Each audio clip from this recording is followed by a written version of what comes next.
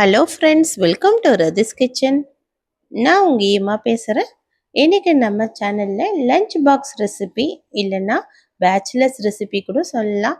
அந்த அளவுக்கு சிம்பிளாக பேச்சுலர்ஸ் கூட செய்யக்கூடிய மசாலா எக் ரைஸ் எப்படி செய்கிறது தான் பார்க்க போகிறோம்.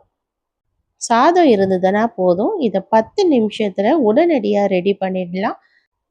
குழம்பு வைக்கிறதுக்கே மூடு இல்லை, ரொம்ப டயர்டாக இருக்குன்ற நேரத்தில் இந்த ரெசிபியை ட்ரை பண்ணி பாருங்கள்.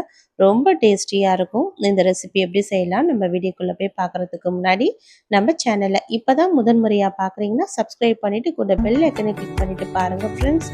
இப்போ வாங்க வீடியோக்குள்ளே போகலாம். ஃப்ரெண்ட்ஸ், இந்த மசாலா எக் ரைஸ் செய்கிறதுக்காக இப்போ ஸ்டவ்வில் இது போல் ஒரு கடாய் வச்சுக்கலாம். இது நல்லா சூடாகி வரட்டும். சூடானதுக்கப்புறம் இதில் 3 டேபிள் ஸ்பூன் அளவுக்கு எண்ணெய் சேர்த்துக்கலாம். எண்ணெய் நல்லா சூடாகி வரட்டும். எண்ணெய் நல்லா சூடானதுக்கப்புறமா ஒரு 1/2 ஸ்பூன் அளவுக்கு கடுகு சேர்த்துக்கலாம். கடுகு சேர்த்துட்டு கடுகு நல்லா பொரிஞ்சு வரட்டும். கடுகு பொரிஞ்சு வர நேரத்தில் இப்போ நம்ம இதில் மீடியம் சைஸ் வெங்காயம் 1 எடுத்து இது போல் சின்ன சின்னதாக கட் பண்ணிவிட்டு சேர்த்துக்கலாம். வெங்காயம் சேர்த்துட்டு இதை நல்லா பச்சை வாசனை போகிற அளவுக்கு நல்லா வதக்கி விட்டுடலாம். இது கூடவே கொஞ்சமாக கறிவேப்பிலையும் சேர்த்துக்கலாம். சேர்த்துட்டு இந்த வெங்காயம் நல்லா பொன்னிறமாக மாறி வந்ததுக்கப்புறம் இதில் மீடியம் சைஸ் தக்காளி 3 எடுத்து சின்ன சின்னதாக கட் பண்ணிவிட்டு இதையும் சேர்த்துக்கலாம். சேர்த்துட்டு இதையும் நல்லா கலந்து விட்டுடணும். இந்த தக்காளி நல்லா வதங்கி வரணும், அந்த அளவுக்கு நல்லா வதக்கி விட்டுடலாம். இப்போ இது கூடவே ஒரு 1/4 ஸ்பூன் அளவுக்கு மட்டும் இஞ்சி பூண்டு பேஸ்ட்டு சேர்த்துக்கலாம். இஞ்சி பூண்டு பேஸ்ட்டு 1/4 ஸ்பூன் போட்டால் போதும். ரொம்ப அதிகமாக சேர்த்துட்டோன்னா வாசனை ரொம்ப அதிகமாகிடும். இப்போ இதுக்கு தேவையான அளவுக்கு உப்பு சேர்த்துக்கலாம். இந்த மசாலா எக் ரைஸுக்கு தேவையான அளவுக்கு உப்பு இப்போவே சேர்த்துடுறேன். சேர்த்துட்டு இப்போ இதை நல்லா கலந்து விட்டுடலாம். ஒரு 5 நிமிஷம் ஸ்டவ் லோ ஃப்ளேம்லேயே இருக்கட்டும். இந்த தக்காளி நல்லா வதங்கி வரட்டும். இப்போ தக்காளி நல்லா வதங்கி வந்துடுச்சு. இந்த அளவுக்கு பேஸ்ட்டாக வதங்கி வந்ததுக்கப்புறமா இதில் நம்ம தேவையான அளவுக்கு மஞ்சள் தூள் 1/4 ஸ்பூன் அளவுக்கு சேர்த்துக்கலாம். இது கூடவே குழம்பு மிளகாய் தூள் 3 டேபிள் ஸ்பூன் அளவுக்கு சேர்த்துக்கிறேன். நீங்கள் எந்த அளவுக்கு காரம் சாப்பிடுவீங்களோ அந்த அளவுக்கு மிளகாய் தூள் கூட குறைய பார்த்து சேர்த்துக்குங்க.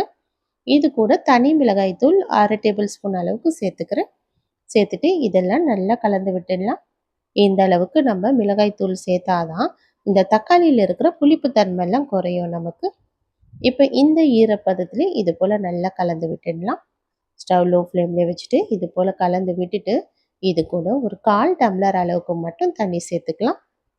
தண்ணி சேர்த்துட்டு இப்போ ஸ்டவ்வை ஹை ஃப்ளேமில் வச்சுக்கலாம். நம்ம தண்ணி சேர்த்தது நல்லா கொதித்து வரணும்.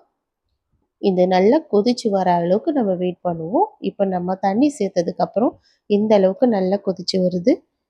இப்போ மிளகாயோட நெடியும் நல்லா குறைஞ்சி வர ஆரம்பிச்சிடுச்சு. இந்த அளவுக்கு வந்ததுக்கப்புறமா ஸ்டவ் அப்படியே லோ ஃப்ளேமில் மாற்றிடலாம்.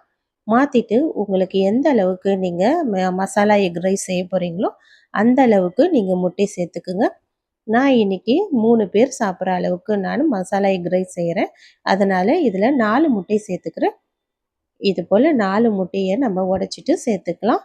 ஸ்டவ் லோ ஃப்ளேமில் வச்சுட்டு தான் இந்த முட்டையை சேர்க்கணும். இல்லைன்னா இது உடனடியாக எல்லாம் தீய ஆரம்பிச்சிடும், அடிப்பிடிக்க ஆரம்பிச்சிடும்.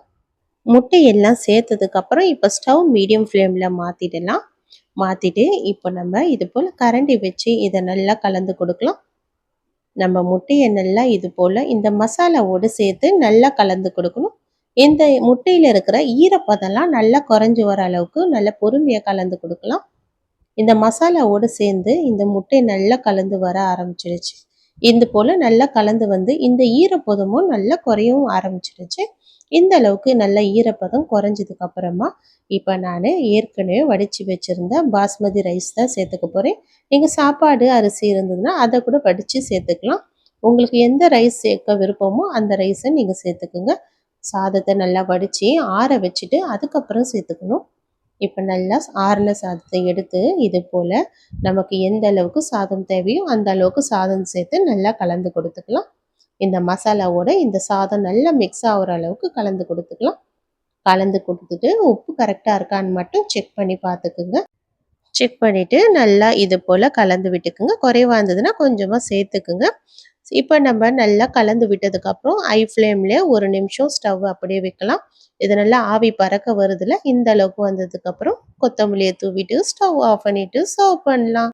எவ்வளோ சுலபமான ரெசிபில கண்டிப்பாக நீங்களும் ட்ரை பண்ணி பாருங்கள் ஃப்ரெண்ட்ஸ். ட்ரை பண்ணி பார்த்துட்டு எப்படி இருக்குன்னு எனக்கு மறக்காமல் கமெண்ட் பண்ணுங்கள். தேங்க்யூ.